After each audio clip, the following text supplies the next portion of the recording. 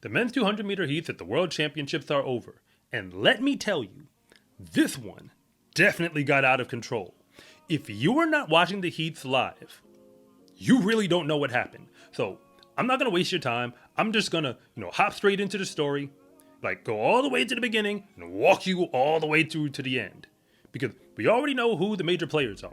We've got reigning world champion Noah Lyles in the 200-meter dash. He has 3, world championships going. Not the same thing as the Olympics, because that would be Letsile Tebogo. We've also got the Gout Gout experience, for the first time on the world stage, competing against, the best men or the fastest men in the world, not running with the juniors finally. I guess we're calling him under 20 now. You even got Kenny Bednarek, who, some people call him the Silver Surfer. You get the point. You kind of know who the players are. But this movie is interesting. In the first heat, when the gun goes off, we find out that Alex Ogando wants to be in the final. He runs for Dominican Republic, and in case you haven't been paying attention, he's basically been in all the world 200-meter finals over the past few years. So that was not a shocker. But when you look down in the heat, you see Robert Gregory of America. And anytime you got USA on your chest, you don't get to the world if you haven't run 19.8, 19.9, 19.7, something like that. So Robert Gregory is representing America because 20.43 in this heat. So as a time qualifier, he's pretty far down. And this is heat 1. So it's already looking kind of spotty for him. Then you move on to heat 2, where Carly Makarawu of Zimbabwe, who was in the Olympic final, does what he does. He actually puts the first sub-20 on the board. I believe it was 19.91 seconds. That is fast for a 200-meter heat. Granted, American Courtney Lindsay was in that heat, and he was second, so he's an automatic qualifier, unlike Robert Gregory. So Robert Gregory's sitting on the bubble, hey, am I even going to make it through to the semifinal round? And then we got heat 3. Kenny Bednarek goes out there and does what he does. He runs fast. He runs 19.98 seconds, far away from the field. It really wasn't all that competitive. And if you look for who's directly behind him, granted, distantly off, it's Udodi Onwuzurike, who runs for Nigeria. But if you follow the NCAA at all, he was a past 200-meter champion running for Stanford some years ago. Again, 2 or 3 years ago. I'm going off memory right now. And this is where the story gets interesting, because in heat 4, Noah Lyles comes to the stage. I say the stage, because anytime he runs, it's box office. You ain't gotta like him, but hey, the facts are the facts. The gun goes off, he runs through the first turn, and he approaches, basically at a point where him and Darnell Hughes are more or less tied. Darnell Hughes of Great Britain at about the 110-120 mark. And then Noah Lyles pulls away and just, stays edging him out. Now, he runs 19.9 in that heat. I believe it's 19.99 seconds. Darnell Hughes goes 20.07. They're both auto qualifiers. Andre DeGrasse, the former Olympic champion from 2021, is in this heat. For the record, I believe he gets through on time. He makes it to the final, but it was looking kind of spotty. And then, because remember, Noah ran confidently. He was did everything executed about the way you would hope. Because if you go back to his 200-meter heat and his semifinal from the Olympics in 2024, he didn't win that heat. And he didn't win his semifinal. So we're already, seeing a very different script play out. But heat 5 is when we get Bryan Levell of Jamaica, who apparently never got the memo that you don't have to run that fast in the heats, because he went 19.84 seconds, because he can. So for all the people who are on the Bryan Levell bandwagon and believe he has a shot to win a medal, I am inclined to believe that you are not crazy. Because we know that he can run fast, we saw that earlier this year.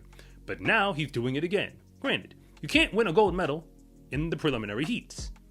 But Bryan Levell put that time on the board. But in his heat was also Gout Gout. Yes, the young man who has swept the entire internet with his sprinting prowess. Gout Gout didn't get second, he got third. Because the man in second was Maka Sharamba, who runs for Zimbabwe, whom, in case you weren't paying attention, was in the Olympic final for 2024. Granted, Gout Gout ran about 20.23, though he's an auto qualifier, 20.27, something like that, and that moves him on to the semifinal. But it also puts in perspective, considering he was distantly off from second place by another 0.2 of a second. For those people who think Gout Gout is going to make the 200-meter final, he's going to have to crank it up a notch, because Bryan Levell blew the doors off of that turn. There was nobody coming to get him. By the time we were at 120, 130, 140, everybody knew they were running for second and third place, if that. And all the time qualifiers said, we better giddy up. if we actually want to make it to this next round. But if you're new here, I want to say thank you for even making it this far into the video. And I'm Coach Rob, and if you really want to know what's going on with the fastest athletes in the world, then you are in the right place. And if anything that I say actually connects with you, it is always greatly appreciated if you would please like and subscribe. But if I don't, just let me know in the comment section, because I try to read them all. Which brings us now to Heat 6. The sixth and final heat, because the name I haven't told you was the Olympic gold medalist Letsile Tebogo up until now. There was a little bit of a break, some time as they were kind of, getting one of the field events, like the final, getting it going. Then we get the sixth heat with Letsile Tebogo, and no disrespect, I could give you a bunch of other names, but there's really no point. He does win this heat, but it looks kind of spotty at first, because about 100 meters in, 120, he's not in front. And the heat has a bunch of names that you likely wouldn't recognize. But he does start to pull away somewhere around 140, 150, never significantly. And he wins the heat in like 20.1 high. Again, going off head, it's about 20.17. But the interesting thing about it is that Tebogo starts galloping toward the last 20 meters of his race. He's sticking his tongue out, almost like Michael Jordan. And like I said, he's galloping, like doing like a crazy move on the way to the finish. He's clearly having fun with the race. And this is a preliminary heat. And it was the slowest winning time that we saw in any of the preliminaries. But it doesn't really matter, because he's going on to the semifinal. So what does all of this mean? Because getting to the final doesn't happen if you can't get through to the semifinals. And Robert Gregory failed to do it. So now America just lost one of their entries on the way into the semifinals, which was not supposed to happen. Well, when we start the outlook going forward, specifically when we think about who will be there in the final, the only way to understand this is to start from the top. The fastest men in the world are still exactly who we thought they were. Kenny Bednarek took care of business. Noah Lyles took care of business. Letsile Tebogo made it look more interesting than it needed to be, but he still took care of business. And Bryan Levell was always the wild card. But in this round, he was looking like the top dog. He took care of business. Whoever you chose to win the 200-meter final, if it was one of those four names, there is still real reason to believe that that guy could do it. We have seen nothing that could actually, really shake your confidence. The most concerning thing might be Letsile Tebogo struggling a little bit. And I say struggling a little bit because I have a hard time believing that his goal was to come out the turn against that field and be more or less, being challenged. Because that's what Bryan Levell did. That's not going to fly in the final. You're not coming to get him running like that in the beginning. Darnell Hughes and a few other men who didn't win their heats did look competitive enough. But those four, those are the locks. And then you have to also add the men who are in the Olympic final as serious threats to be there again. Alex Ogando, Carly Makarawu, Maka Sharamba. You could pick against them, but you're going to have to go fast enough to actually beat them if you want that spot. Which brings us to the Gout Gout situation. Because there's been a whole lot of hype and a whole lot of frenzy around Gout Gout. We've seen him run the 100 and the 200 this year. And I've covered just about every race that he has run because the world cares about those races. But I'm here to say that after the first heat, although he's going through to the semifinal, it ain't looking too good for the final. Because it was not Gout Gout's plan to get third in that heat. Not like that. He had to run to get that third place spot. It wasn't like he had it cleanly. Like he had to put in real effort. And in order to get to the final, Gout Gout's going to have to run under 20 seconds, as far as I can tell. Maybe 20.0. But it's not just about the clock. It's about the field. It's about the dynamics. It's about the weather. Apparently the heat in Tokyo is pretty significant right now. Judging by this and looking at the other players, because all three men who run for Canada made it through to the semifinal round. They all came through as time qualifiers, ironically. But they all have experience. Jerome Blake is actually running better than all of them. He's running better than Andre DeGraaf and Aaron Brown through this season. And he didn't run great in his first heat, but we already have seen him break 20 this year. There's no reason to believe that he can't do it again. And if he does it in the semifinal, that should be enough to put him in contention for the final. When I say the 200-meter dash is heating up on the men's side, I am not joking. The thing is, there's 2 races going on. There's the race for the podium, which to me looks like 4 men.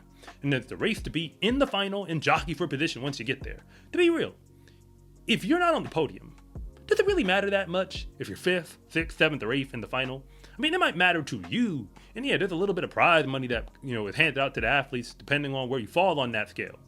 But I don't think it really matters that much. But there's a whole bunch of guys who are still fighting for that distinction. One of the wildest things that happened in the preliminaries is that, as far as I can tell, Joseph Fahnbulleh of Liberia is eliminated. He has been in just about every 200-meter final that we've had on the world stage for the better part of the past decade. Like, go back and look at those finals. He may not be in the front, but he's there. 2022, he was there. 2023, he was there.